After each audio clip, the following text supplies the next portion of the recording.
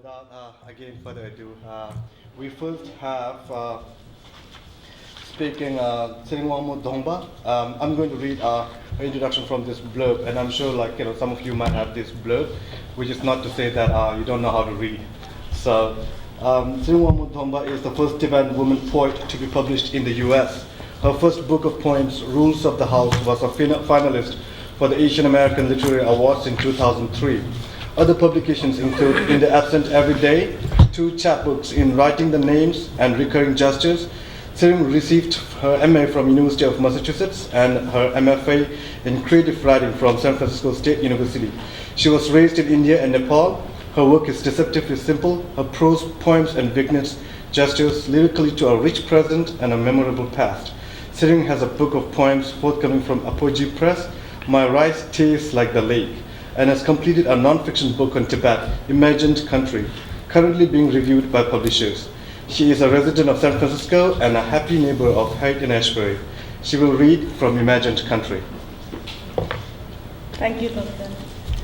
Thank you all for coming, and I'd like to thank the Oakland Asian Cultural Center and TANC for organizing this event. I'm going to read from Imagined Country, which is an account of my visits to my mother's homeland in Tibet, which is Nangchen in Yushu, which is in China. I thought I'd sort of read the portions that deal with the landscape, because I think Rinpoche and Canyon will talk about other aspects, so I thought I'll ground you in the landscape of Tibet and sort of the emotional and physical landscape. So I'll begin with the piece when you travel from Xining towards Nangchen. You go via a lot of the high grasslands. I'm going to wear my glasses. Miles and many miles away from Lhasa, we hear the insistent wind whistle across land that has not seen grass for 6 months. Mountains surround us. It is June and the earth is slowly warming up. The snow is melting and rising in pledged temerity are pointed green shoots. The ground is still cold, and I think it must be a painful process, this period of thawing even for stones and mud. Soon, before the pass, grass will grow tall and inhibit easy walking, and then it will be impossible to think of the grasslands as being any other color but green. And yak and sheep will be unable to separate their dreams from their waking wanderings, thinking summer as a vast feast, summer as a truly delectable function as guide, not beauty. They appear to be still in progress or already in ruins. The buildings, indistinguishable from the adjoining, are arrested by signs in Chinese and Tibetan, signaling the many reasons that call for a pause in the journey: food, beverages to meet every desire, gas, yogurt.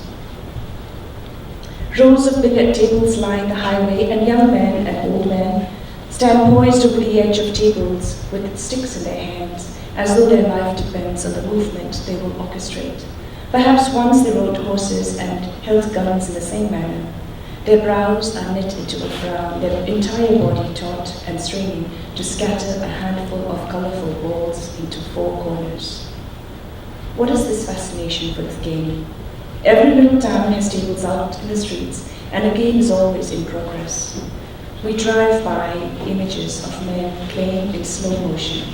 The women, I guess, commit to nothing else but work.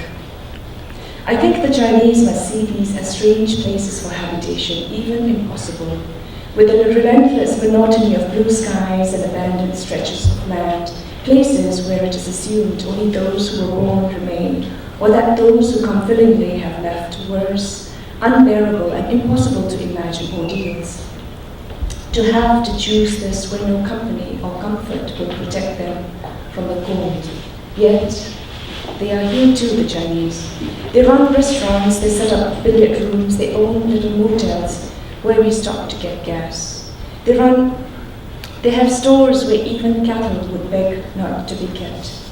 In these shops, they sell in abundance the commodities Tibetans have never produced and now consume: instant noodles, Pepsi, Coke, petrol, and brands of soft drinks, cigarettes, and beer. Once the high passes are left behind, we drop down to grasslands where the contours of the mountains are gentler.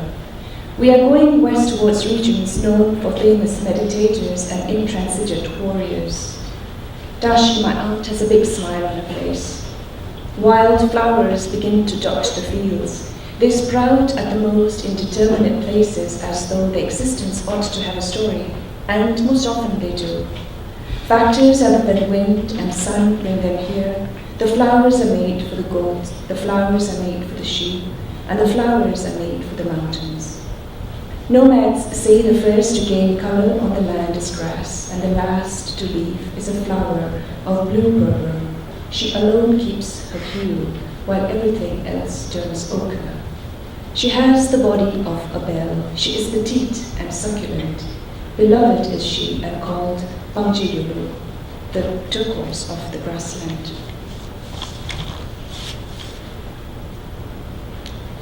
As we drive yet closer to the town, now 12-13 hours into our journey, the road is adorned on either sides by poplar trees.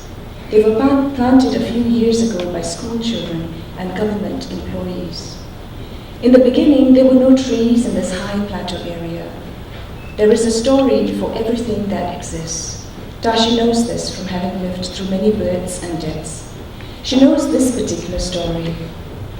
70 years ago, a Lama from Chungu province bought the first sapling of the poplar on horseback from Shining. He wrapped each sapling carefully in plastic, and they were carried on the backs of yaks over several weeks. He had in mind to build a perfect village where streets intersected each other neatly in a grid. He wanted everyone in his village to be able to get around easily. He envisioned every street to be lined with trees and every house to have a yard. The trees thrive still in his perfect village. During summer, they are bright green and thrill birds who flit from street to street. In the fall, the leaves are the color of gold and copper and gilds the grey stone streets and the perfectly stacked stone houses, so the whole village looks like a painting of a bridegroom on his wedding night. Every tree in town and the surrounding towns are from his trees, Dashi explains. The river enters our view to our west, and hills to our east sprout untidy clumps of juniper and stumpy grass. These the land produced before our time. In October, these trees will be saffron or shades of turmeric. Then, fields of wild clematis, aster, delphiniums, and edelweiss lead us into Jekko. Jekko is a perfect locale for a Western movie. The swirling dust, the air of bravado of men in the streets, the woe-begone windows, the feeling that it will take but a tiny cough to incite the population into a brawl. The men here are omnipresent, and they are built bigger and taller by their sheepskin fur, their cowboy hats, long hair, and the stentorian manner in which they speak the dialect. They appear as bandits or lords, resting against streetlights, half astride on motorbikes, or sitting on steps of shops in the marketplace. They were not always here. Many of them have migrated from the nomadic communities from the 6 regional counties of Yushu. It is the men I notice when I step outside the house.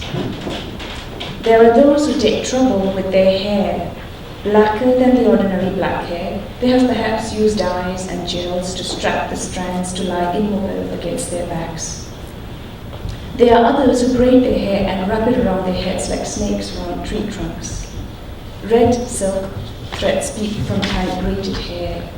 Ornamented men with sharp-edged cheekbones and lean bodies and dangerous, like the land they stride on.